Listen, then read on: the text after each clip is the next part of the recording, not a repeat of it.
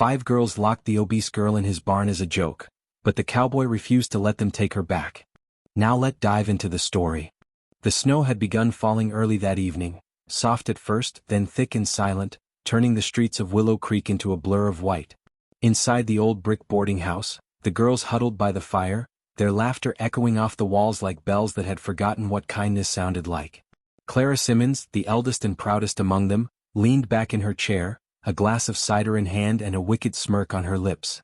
She watched Abigail Hurst sit alone near the window, darning her worn gloves. The firelight caught her round cheeks and soft eyes, gentle, almost too gentle for this cold world. "You know," Clara said suddenly, her voice slicing through the quiet, "old Luke Grayson's barn's still standing out there on the north ridge. They say he hasn't let anyone near since his wife died." A giggle rose from another girl. "He's half mad, isn't he? Scared the blacksmith's boy just by looking at him." "Exactly," Clara said, eyes glinting. "What if we gave him a surprise tonight?" They all leaned in, the room thick with anticipation. Clara's plan spilled out like poison wrapped in sugar. They would tell Abigail there was a lost calf in Luke's barn, that he needed help bringing it inside before the storm worsened. They'd walk her out there together, then slip the lock from the outside and run. It would be a joke, they said. Just to teach her some courage. Abigail hesitated when they asked her to come. She'd never said no to anyone, not once, no matter how cruel the request. And tonight she wanted, more than anything, to belong. So she smiled, shyly gathering her shawl. "All right," she said softly. "If Mr. Grayson needs help, I'll go." The walk to the ranch was bitter and long. The moon hid behind clouds and the wind tore through their coats like knives. The girls laughed and whispered behind her, their breath forming ghosts in the air. By the time they reached the barn, Abigail's fingers were numb, her shoes soaked through with snow. The girls pointed toward the darkened doorway. "Just in there," Clara said. "We'll wait out here for you." Abigail nodded, clutching her lantern as she stepped inside. The barn smelled of hay, dust, and old timber, the kind that creaked when it breathed. She lifted the lantern, its flickering light catching the curious faces of horses watching her from their stalls. "Hello," she called softly. "Mr. Grayson?" Silence. Only the moan of wind through the boards. And then, the sound of a door slamming behind her. A metallic click. Her heart froze. "Girls?" she called, her voice trembling. No answer. Only the faint sound of laughter receding into the storm. She dropped the lantern, the flames sputtering as she pounded on the door. "Please? It's cold. Let me out." Her voice broke against the wood. The laughter was gone. Only the blizzard answered now. Hours passed. The lantern died. The cold crept in like a living thing, pressing against her lungs, settling into her bones. She curled up in the hay, wrapping her shawl around herself, whispering prayers her mother had taught her long ago. Her tears froze before they reached her chin. "Lord," she murmured, voice weak, "if this is my end, please forgive them. They don't know what they do." Outside, the storm howled, sweeping across the ridge and burying the world in white. Inside, one faint sound remained, the slow, labored breathing of a girl no one thought would matter come morning. But fate, and one lonely broken man, had other plans. Morning came slow over the frozen valley. The world was painted in shades of gray and silver, a land asleep under snow, untouched and cruelly quiet. Luke Grayson pushed open the back door of his cabin, a trail of smoke rising from his coffee mug. The storm had knocked down half his fence, and he'd been awake all night tending to a mare about to foal. His eyes were tired, his jaw unshaven, and his heart, well, that had been buried years ago beside his wife on the hill. He trudged toward the barn, boots crunching through the ice. The wind bit at his face, but he didn't mind. Silence was his companion now. Silence and the ache of memory. But as he neared the barn, something strange caught his ear. Not the sound of horses, but something softer. A faint whimper. A cough. He froze. "Who's there?" he barked, hand instinctively brushing the rifle slung over his shoulder. No answer. Just a low, pained moan. Luke flung open the barn doors, his heart thudding as the light poured into the dark interior. And there, half buried in hay, trembling like a wounded fawn, was a girl. Her hair was tangled with straw, her face ghost pale, her lips cracked and blue. For a moment Luke thought she was dead. Then she stirred, barely, and the faintest whisper left her mouth. "Please, don't hurt me." He knelt beside her, his gloved hand trembling as he brushed the snow from her hair. "Easy now," he muttered. "You're safe." Her body was ice cold to the touch. He could feel her pulse fluttering weakly beneath her skin. "How long you been here?" She blinked, struggling to form words. "Since last night. They locked me in." Luke's jaw tightened. "Who did?" She shook her head, tears spilling down her cheeks. "The girls from the boarding house. They said it was just a game." A silence hung between them, thick, heavy, filled with something neither could name. Luke didn't ask more. He didn't need to. He'd seen enough cruelty in his time to know what kind of people did things like that. He just gathered her in his arms, gentle, careful, like she was made of glass, and carried her toward the cabin. Inside, the fire still burned low. He laid her near the hearth, wrapping her in a wool blanket. She shivered uncontrollably, whispering thank yous even as her lips turned purple. "Stop talking," he said quietly, grabbing a kettle and pouring warm water into a tin cup. He knelt, holding it to her lips. "Small sips. Easy now." She obeyed, her gaze darting nervously to him as though waiting for him to shout, or laugh, like the others did. But he didn't. He just sat there, watching the color slowly return to her cheeks. "You got a name?" he asked after a while. "Abigail," she murmured, voice so soft he almost didn't hear it. "Well, Abigail," he said, rubbing the back of his neck awkwardly, "I'm Luke. Luke Grayson. And you're lucky I came out when I did. Another hour you'd been gone." She flinched at that, not from his words but from the kindness buried in them. It had been a long time since anyone spoke to her like she mattered. "I should go," she whispered, trying to rise. "They'll come looking for me." Luke's hand went to her shoulder, steady and firm.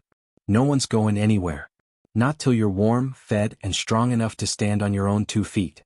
But—" He met her eyes then, storm gray, filled with a kind of grief that could break stone.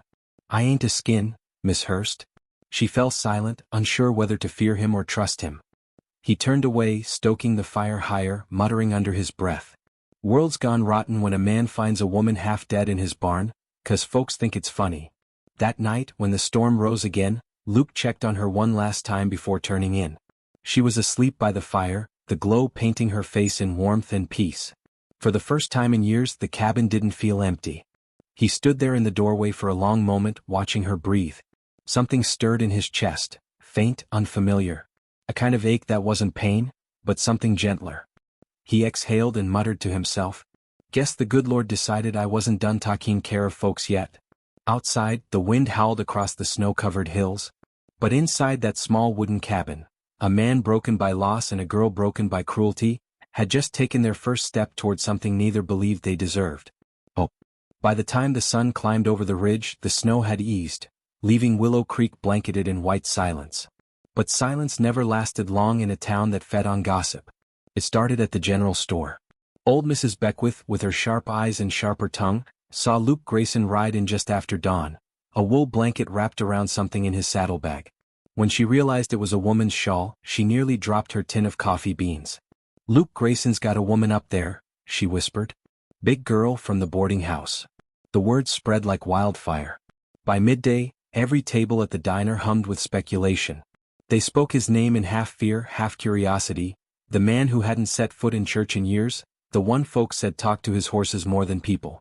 And now, somehow, he had her in his cabin. Up on the ridge, Luke had no idea the town was turning against him. He was too busy tending to Abigail. She'd been quiet all morning, helping him dry blankets by the fire, her hands still trembling from the cold that had nearly taken her life. Her cheeks were flushed now, a soft pink returning beneath the bruises the night had given her. Luke watched her move, slow, deliberate, careful not to take up too much space. It made his stomach twist. "You don't have to do all that," he said gruffly. "Ain't a guest in my home who's expected to work." She looked up, startled. "I'm not a guest. I don't know what I am." He frowned. "You're alive. That's enough for now." For a moment, their eyes met, hers full of confusion, his shadowed with something like sorrow. Then came the sound of horses outside. Luke's head lifted. He knew that rhythm. He set his mug down slowly. "Stay inside," he said. "Don't move till I say." Outside, 3 riders waited in the clearing, one of them wearing the star of Willow Creek. Sheriff Dalton. He was a solid man, graying at the temples, more tired than cruel. He removed his hat when Luke stepped out. "Morning, Grayson," the sheriff began. "Heard you got company?" Luke's jaw tightened. "You heard right. Girl from the boarding house, they say. Folks are worried. They claim she was taken against her will." Luke's eyes narrowed. You think I dragged her out here in the middle of a snowstorm? You know me better than that. Dalton sighed. I do. But you know how this town works. They see something they don't understand, they start talking. The girls that run that house, Clara Simmons and the rest, they're spreading stories faster than I can catch 'em. Luke's hand flexed at his side. Those girls locked her in my barn. She near froze to death. If I hadn't gone in when I did. He stopped, anger simmering low in his chest. The sheriff saw it in his eyes and held up a hand. I ain't here to start trouble. Just need to make sure she's here by choice. Luke stepped aside, voice hard. Then ask her yourself. Inside, Abigail froze when the door opened. She saw the badge and instinctively pulled her shawl tighter. Luke stood beside her, silent, like a shield. The sheriff took off his hat again. Miss Hurst, I just need to ask, are you here willingly? Do you want to return to the boarding house? Abigail's lips trembled. She looked from the sheriff to Luke, the man who'd found her, fed her, given her warmth without asking for anything. And then she thought of the laughter, the cold, the sound of the lock snapping shut. Her voice shook, but it was steady enough to be heard. I don't want to go back, Sheriff. Dalton studied her for a long moment, then nodded. All right then. That's your say. He turned to Luke. You'll be answering questions in town soon enough. Folks don't like what they don't understand. Luke met his gaze squarely. I stopped caring what folks like a long time ago. The sheriff gave a slow nod, mounted his horse and rode off. The other men followed. Luke closed the door, the echo heavy in the cabin. Abigail stood near the hearth, twisting her shawl in her hands. I didn't mean to cause you trouble, she whispered. He turned, his expression softening. You didn't? The trouble's theirs. She hesitated, her voice barely more than breath. Why are you being kind to me? He paused, staring into the fire before answering. Because once upon a time, someone was kind to me when I didn't deserve it either. That evening, Luke rode into town for supplies. Every head turned when he entered the general store. The whispers followed him like shadows. Guess he's got a taste for strays now, someone muttered. He ignored it. Bought flour, lamp oil, coffee. But when he reached for a loaf of bread and heard Clara's laughter behind him, that cruel, mocking tone, he turned. She stood with her friends, smiling sweetly. How's your guest, Mr. Grayson? I hear she's quite the handful. Luke stepped closer, eyes like cold steel. You best pray I never find out which one of you locked that barn door, he said, voice low and even. Because if I do, you'll be the ones answering to the Lord next. The laughter died. No one spoke after that. He paid for his goods and walked out into the snow, the bell above the door trembling in the silence he left behind. Back at the cabin, Abigail waited with a lamp burning low. When he came through the door, snow dusting his shoulders, she asked softly, Did they say anything? Luke shrugged, setting down the bags. They always do. Don't matter much. Let him talk. She watched him for a long moment, something warm and uncertain flickering behind her eyes. Thank you, she whispered. He paused, then nodded once. Get some rest, Abigail. Tomorrow we start mending fences. She smiled faintly. Yours or the ranch's? He almost smiled back. Almost. Both, maybe. Outside, the wind stirred the snow. Inside, the warmth of the fire grew stronger, as if, little by little, this lonely cabin was remembering what it meant to be home. The days that followed passed like the slow thaw of winter, quiet, gentle, almost afraid to move too quickly. Outside, the valley still lay under snow, but inside Luke Grayson's cabin, something unseen had begun to stir, the faint warmth of two broken lives slowly mending. Luke was up before dawn every morning, chopping wood in the frozen stillness. His breath came out in clouds, each swing of the axe echoing across the hills. Through the frosted window, Abigail would watch him, a giant of a man wrapped in flannel and solitude, as though the cold itself had long ago given up trying to reach him. When he came in, boots dusted with snow, she'd already have coffee warming by the fire. She was careful not to do too much, careful not to impose, but it gave her purpose, something she hadn't felt in years. One morning as she handed him his cup, he muttered, You don't have to serve me, you know. This ain't that kind of place. She hesitated, the steam curling between them. I know, she said softly. But I like doing something that helps. Makes me feel less like a burden. He looked at her then, really looked, and his rough expression softened. You ain't a burden, Abigail. Not here. She blinked, startled, because no one had ever said that to her before. The days were quiet. He worked the ranch, she cleaned and cooked, her humming a gentle sound in the cabin's still air. At night, when the wind howled outside, they'd sit by the fire. He'd carve bits of cedar into small wooden animals, horses, dogs, even a tiny bird, while she sewed or mended blankets. They didn't speak much, but the silence between them grew comfortable, filled with unspoken things that words might have ruined. One evening she asked him, "Were you always alone up here?" He paused, knife in hand. "No. Used to have someone. My wife, Clara." Abigail flinched at the name, not the same Clara who had mocked her, but the word itself soft and ghost-like in his mouth. "She passed?" she asked quietly. "5 years ago," he said, eyes fixed on the fire. "Fever took her quick. Wasn't nothing I could do. After that, I just stopped letting folks close." He let out a breath. "World's easier that way. No one to lose." Abigail lowered her gaze to the fire. "I understand," she said. "People can be cruel and kind, but both hurt when they leave." He looked at her then, this woman who had been laughed at, locked away, and yet still spoke of kindness as though it might come back one day. And in that moment something inside him shifted. That night, when the storm picked up again, the wind howling like a wild thing outside, Luke noticed her sitting by the window, eyes wide, shoulders shaking slightly. "You all right?" he asked. She hesitated. "Storms scare me," she whispered. "Always have. Reminds me of when I was little. My father used to shout when the thunder came." Luke didn't say anything at first. Then, without a word, he lifted a wool blanket and draped it gently over her shoulders. "Storm won't get you here," he said, his voice quiet, steady. "This cabin's held through worse." Her eyes glistened in the firelight. "Thank you." He nodded once, then sat back down, keeping the fire high until the wind finally died. Neither of them slept much that night, but somehow neither of them felt alone anymore. Days turned into weeks. Luke began teaching her things: how to saddle a horse, how to mend a fence, how to feed the cattle without getting stepped on. She was clumsy at first, always apologizing when she dropped tools or tripped in the snow. But he never laughed. Not once. Instead, he'd shake his head, smirking slightly. "Slow down. World ain't going nowhere." And she'd smile shyly, that same quiet smile that made his chest ache in a way he didn't understand. One afternoon, the sun finally broke through the clouds. Abigail was hanging laundry on the line behind the cabin, her hair catching the light. Luke came from the barn, stopped mid-step and watched her, not because of her size, not out of pity, but because she looked free. For the first time since he'd known her, she wasn't hunched or hiding. She was laughing softly at the wind, trying to keep a sheet from flying away. It was such a simple human sound, laughter, and it hit him harder than he expected. When she caught him watching, her cheeks flushed pink. "What?" she asked shyly. He cleared his throat, pretending to study the fence. "Nothin'. Just good to hear you laugh." She looked down, smiling to herself. "Guess I forgot how." That evening, over supper, she said something that stayed with him long after the fire had gone out. "You know, Luke," she said, her voice calm but certain, "maybe we don't get to choose the ways people break us. But maybe we do get to choose who helps us heal." He didn't answer.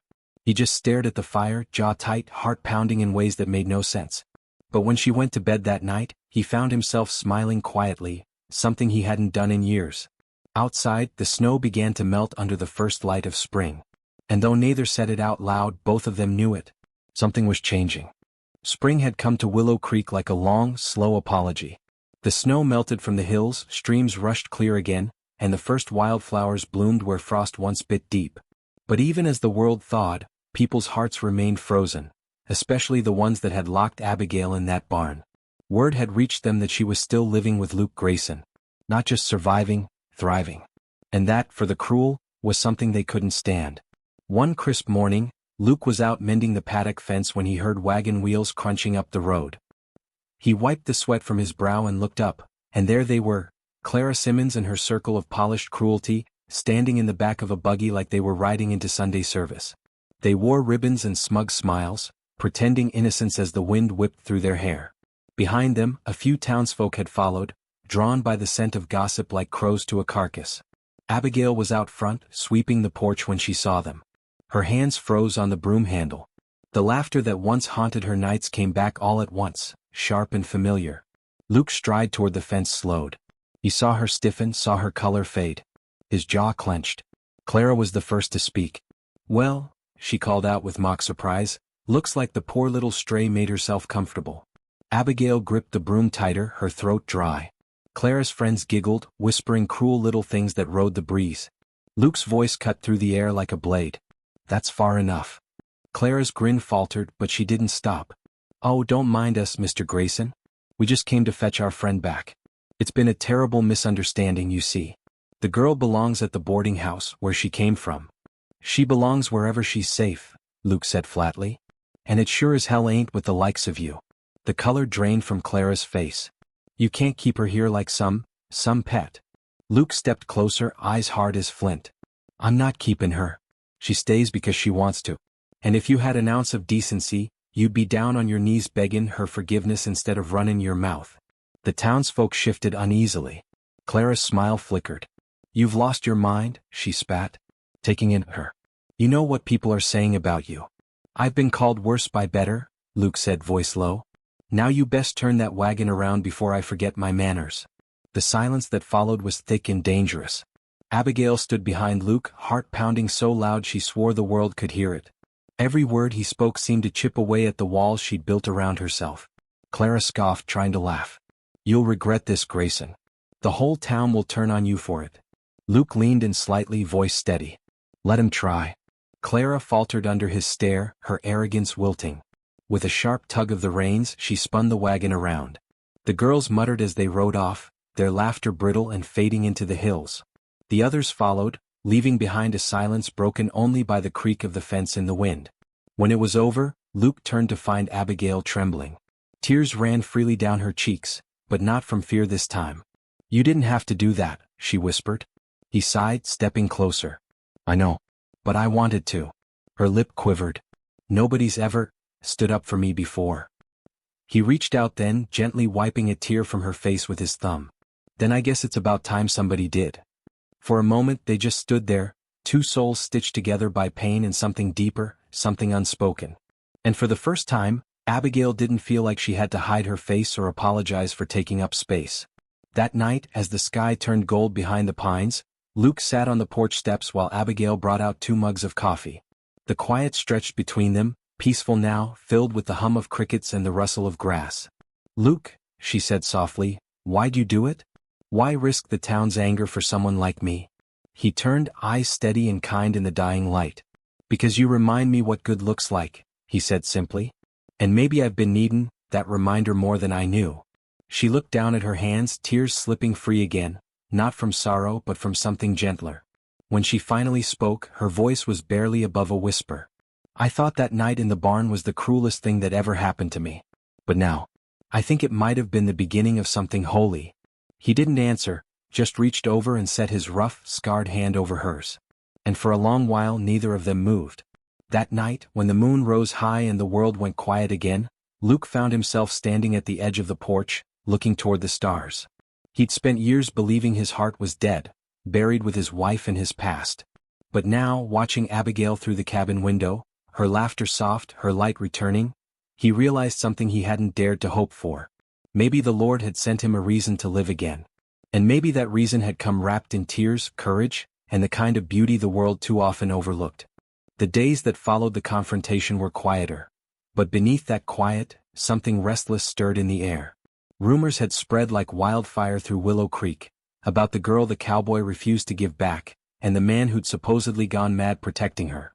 People whispered that Luke Grayson had been bewitched by her, that she'd trapped him somehow. But no one dared come close, not after the way he'd looked Clara Simmons in the eye and told her to run. For a while, life settled into a tender rhythm. Abigail tended the animals, cooked warm meals, and slowly began to smile again. Real smiles, the kind that reached her eyes. Luke found himself listening for her laughter more than the crack of the rifle or the whistle of wind across the ridge. It was a peace they both feared to trust, and with good reason. The night the storm broke. It began with thunder. At first just a distant growl behind the hills, then closer, rolling across the valley like an angry drum. Luke looked up from his work, feeling the electricity crawl in the air. Abigail was out by the barn, gathering feed into sacks before the rain came. Abby, he called, shielding his eyes.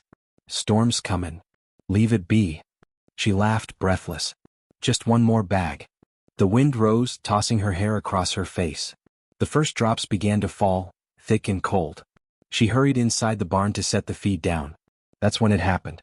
A crack of lightning split the sky in two, a flash so blinding it turned the world white. The thunder came a heartbeat later, deafening. And then, the smell. Sure. Acrid. Smoke. Luke's head snapped toward the barn. Flames licked up the haystack by the far wall, fast, hungry, unstoppable. Abigail. He ran. The wind howled in his ears as he crashed through the rain-soaked grass. The barn doors were half closed, the latch warped by heat. He slammed his shoulder into it once, twice. The wood groaned, then gave way. Inside was chaos. The fire had already spread to the rafters. The horses screamed, rearing in panic. Sparks fell like red snow. "Luke!" she cried, voice ragged through the smoke. He found her near the back, trying to free one of the trapped maras. Her hands were raw, bleeding, but she didn't stop pulling at the rope. "Leave it!" he shouted, grabbing her by the arm. "You'll burn alive." She shook her head. "I can't," she's terrified. Without another word, Luke ripped his knife from his belt and slashed the rope. The mare bolted, crashing through the side door and out into the storm. He turned back to Abigail, her hair matted with ash, her cheeks streaked with soot, and something inside him twisted. Not fear. Not anger. Something deeper, the raw terror of losing her. "Come on," he rasped. "We're getting out." The flames roared louder, eating the beams above. He threw his coat around her shoulders, pressing her close as they stumbled toward the door. The smoke choked them both, every breath felt like swallowing fire. Just as they reached the threshold, a burning beam cracked loose from the ceiling and fell between them. The impact threw Abigail back, her screams swallowed by the storm. "Abby!" She coughed, eyes wide with terror. "Luke?" "You didn't think.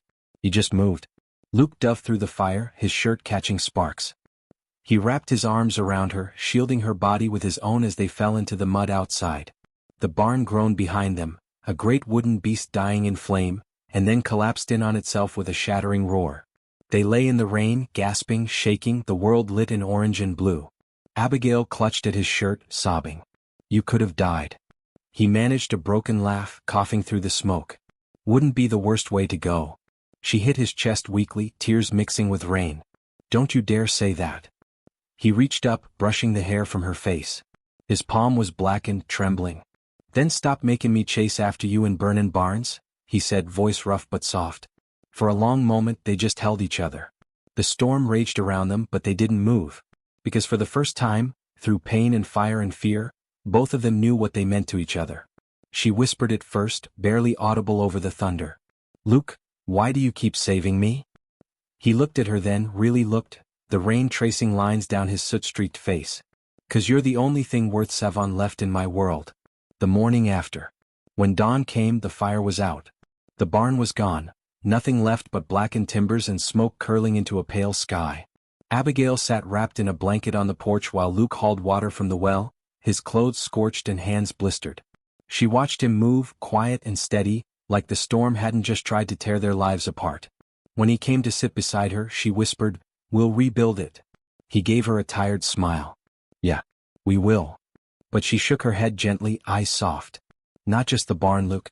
Everything. We'll rebuild everything." He turned toward her, and for the first time she saw it, the spark in his eyes that had been gone for years. Not anger. Not bitterness. Hope. That morning, as sunlight broke through the clouds, they watched the smoke fade over the valley.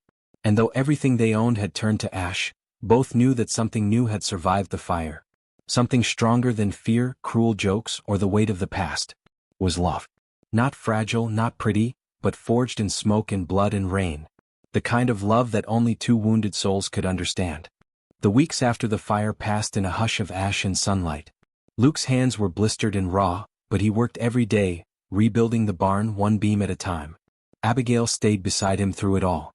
She cooked, she stitched, she sanded wood till her fingers bled. Together they rebuilt something that was more than a barn. It was a promise. A promise that no flame, no cruelty, no whispering town could take away what they'd found in each other. The town's return. But peace never lasted long in Willow Creek. Word of the fire and of Luke saving Abigail spread faster than any storm. At first, it came as gossip. The beast of Grayson's Ridge risked his life for the fat girl. Then it became scorn. He's gone soft. And finally, curiosity. We should see for ourselves what he's done with her. One morning, as the barn's new frame stood half-finished and the valley was alive with birdsong, a group of riders appeared on the road. Clara Simmons was at the front again, her dress spotless, her voice honeyed and false. "Well," she said, pulling her horse to a stop, "you two do look cozy out here." Abigail froze by the trough, her hands still wet from washing the morning dishes. Luke straightened slowly, wiping sawdust from his palms. "What do you want, Clara?" His tone was calm, but there was steel underneath. She smiled tightly. "We came to make peace. The whole town's been talkin', Luke. People think you've lost your senses, livin' out here with—" Her eyes flicked toward Abigail, full of poison. "Her." Luke didn't blink. "Funny thing," he said. "Seems to me it's my business who I live with." "Oh, but it's not just that," Clara pressed, her voice rising as others gathered. "You're keepin' her like some kind of charity case. You think it's noble, but it's pitiful, Luke Grayson. You could have any woman in town." "I don't want any woman in town," he interrupted, voice sharp as a blade. The crowd went still. He took a slow step forward, eyes locked on Clara's. "And for the record, I ain't keepin' her. She stays here because she chooses to. Because she's got more heart and courage than all of you put together." A murmur rippled through the townsfolk. Clara flushed crimson. "You can't seriously, Luke, she's mine," he said simply. The words fell heavy, final, and true. The moment of reckoning. For a long, breathless second, no one spoke. Abigail stood frozen, the world spinning around her. Her heart thudded so hard she thought it might crack her ribs.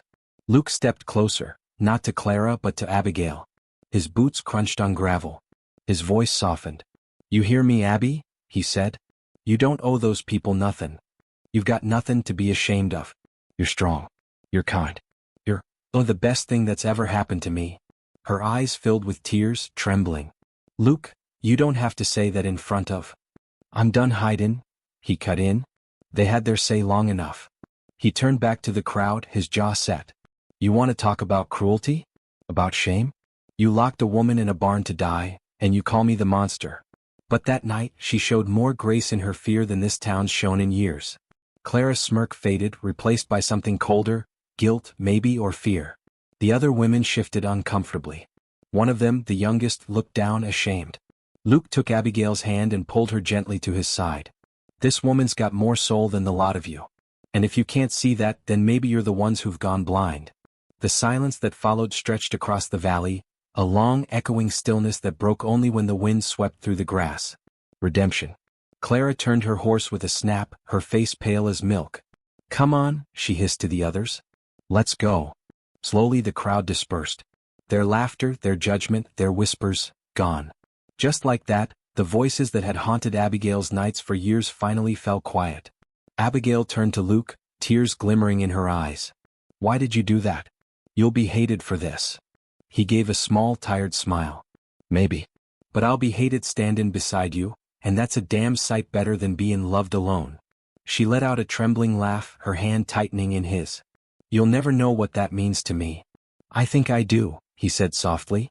"'Cause you saved me too, Abby, just in a different way." Epilogue, the barn rebuilt. By summer, the new barn stood proud and golden in the sun. Stronger. Wiser. Built with hands that had been through fire and hearts that had learned to forgive. The town still whispered, of course they always would. But there were fewer whispers now, and sometimes even small smiles when Luke rode into town with Abigail beside him. They didn't need approval. They had something rarer, peace. One evening, as the sun sank low and the sky turned the color of honey, Abigail stood by the barn door, tracing the grain of the wood with her fingertips. Luke came up behind her, arms slipping around her waist. "What are you thinking about?" She smiled softly. "About how they locked me in here once, and now I never want to leave." He rested his chin on her shoulder, voice low. "Guess sometimes God hides blessings in the cruelest places." She turned to face him, her eyes full of light. "And sometimes," she whispered, "the joke's on the ones who never knew what love really looks like." He kissed her then, slow, deep, and certain. And for the first time in either of their lives, they weren't running from pain or fear or loneliness. They were just home.